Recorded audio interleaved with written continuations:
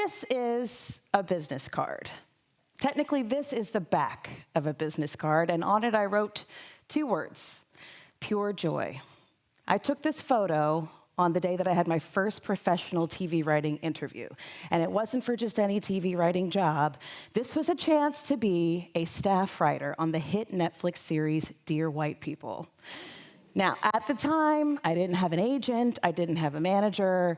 I actually had 0 experience working in Hollywood at all, but what I did have was over a year of intentional effort, strategic moves, carefully built relationships, and showing up and doing the work when nobody was watching, and also when those who were watching silently wondered if I was delusional. And all of that had led me here. And not literally here, but actually just like 2 miles away on main campus in my office as I prepared to FaceTime interview with Justin Simeon, the showrunner that had the potential to change my life. Now keep in mind that this is the year 2019, so a FaceTime interview is not a normal thing to do. In fact, everyone else that Justin was meeting with, he was meeting in person in Los Angeles. So there goes one good reason to be nervous, and believe me, I had so many others. I wanted this so badly, y'all. I had watched every episode of the 3 seasons prior, taken copious notes. I'd even listened to him do podcast interviews so I could learn his tone of voice and his humor. I mean, every ambitious bone in my body was screaming at me, don't mess this up, be impressive, be hireable. It was overwhelming. But as I got ready to log on, this revelation hit me. The fact that I was getting ready to step into this room, virtual as it was, meant that this strange and unique journey I had embarked on had led me right up to the doorstep of my wildest dreams. And I refused to let a 20-minute conversation be all about whether or not I landed a job. It deserved to be about more than that. I wanted to honor the pure joy of being able to have this conversation in the first place. So I grabbed a business card from my desk, flipped it over, and wrote those words on it. I put it off screen so only I could see, because more than my preparedness or my expertise, I wanted that to be the thing that Justin felt from me when he hung up the call. Well, a few days later, I heard back, and I got the job. And within a few weeks, I was walking into my offices at Dear White People, getting ready to embark on my professional television writing career. Now tonight, I want to talk about the joy of the journey. Forgive me for sounding like the professor that I am, but there are prerequisites to any meaningful achievement in life. Let's say you want to be a professional athlete. You're going to have to condition and train and eat well and rest well. You want a happy marriage, you got to learn to compromise, know yourself, know your partner, communicate well. If you want to be a professional television writer, you need a great script, and you need to be willing to persist through a lot of no's. But the thing about a prerequisite is that it is a requirement in order to get where you're going, but it isn't a guarantee that you will get where you're going. In fact, the more ambitious and significant your goal is, the more unlikely you will ever reach it. Now, that's a tough pill to swallow. I feel like if we were in a cartoon, all of the flowers would have just wilted at that truth bomb that I dropped. But I don't think that this should be discouraging at all, actually. And again, I want us to focus on the journey part. I have a quote to share with you. This is attributed to former Sixers general manager Sam Hinkie. He often said, trust the process. You've probably heard that before. Trust the process. It's a great quote because it reminds us that nothing meaningful will come to you quickly, nor will it be easy. It reminds us that we have to be consistent and disciplined and commit to something to get where we want to go. But I will tell you from experience that you can both trust the process and hate it at the same time. And frankly, I think that they assume that's part of the idea, right? Like, it's okay that you hated it because you got where you wanted to go, and so it was worth that miserable experience.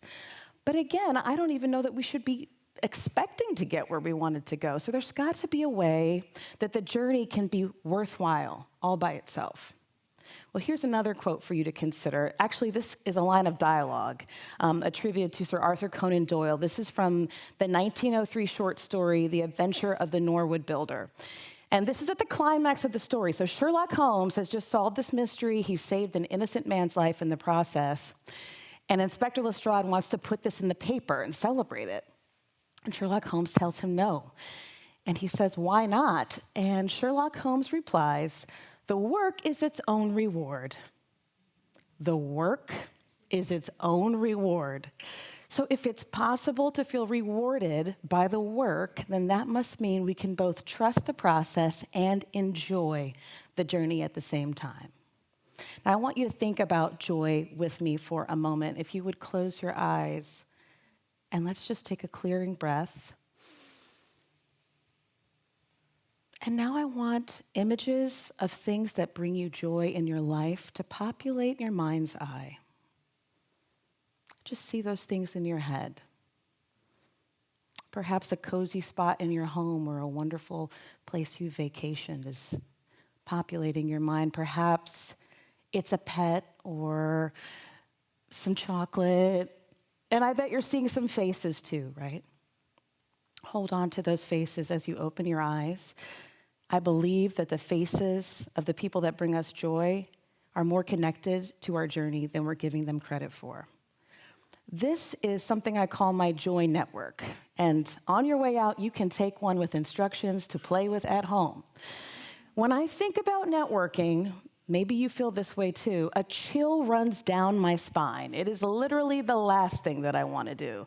I picture myself at a mixer, stuffing hors d'oeuvres down my throat, trying to think about how I can act and behave normally when all I want to do is have a transactional conversation with everybody around me. It does not spark joy for me. It doesn't feel comfortable. But I think I've hacked how you can build joy into your networking process. When I completed the script that I hoped to break into Hollywood with, the first person that I shared it with wasn't a writer, wasn't a Hollywood person. In fact, he was a lawyer. He did end up negotiating my first contract, and he's also my husband. But I shared it with him first because I knew that he was going to meet my excitement with the right energy, and that's exactly what he did. He made me feel accomplished. He made me feel like a miracle that I could have created this thing, and he made it feel joyful to move from that first conversation to the next. That was a little bit harder. So I would have put him in number one in my inner parts of those petals of the flower. And you see, the way that this map works, every time you reach out, you go back in. You deposit the joy from that experience, and it fuels you to go to the next person. So as I'm weaving my way around, I'm moving into the outer parts of the petal and eventually all the way out on a limb, speaking to people that I would have never felt comfortable talking to. The people that I spoke to as I was working that network in 2019, I got all kinds of responses. Some of them were particularly helpful, like people recommended that I create a web series, which I did. It was a lot of fun. I don't know whether it helped or not, but we enjoyed it. I also worked on putting my things into competitions. That was another piece of advice. But there were a ton of other people that said absolutely nothing back to me. And my cartoon flowers were perfectly intact. And that is simply because I was not preoccupied with the outcome. I was preoccupied with feeding the process with joy. In fact, it was somebody that was all the way out on a limb in my mind at the time that ended up helping me get into the room that I told you about at the beginning. This was a woman that I had known in grad school and hadn't spoken to in years. And I would have felt uncomfortable, but I felt fueled with joy, and I decided to reach out to her on Twitter DM. That's how long ago it was. And I said, here's my script. If you'd be willing to read it, I would love your feedback, and possibly maybe you could share it with your agent. Well, she responded with joy. She said, congratulations. I'm so glad that you're doing this. I'm happy to read it. And then she did me one better. She said, I've been promoted at Dear White People, and we're currently staffing the writer's room for season 4. Would you be okay with me also sharing the script with Justin Simeon, my boss? And I remember exactly where I was sitting at the moment I read that. You could have blown me over, and I would have just fallen out of my chair.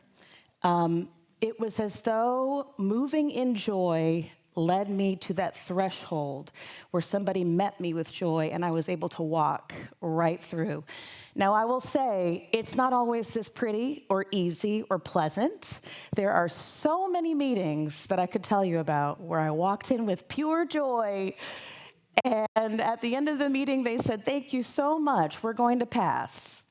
Happens all the time, but I think by now, you would know that I don't even think that the yeses are the best part of the journey. So I'd like to share with you my journey of joy highlight reel.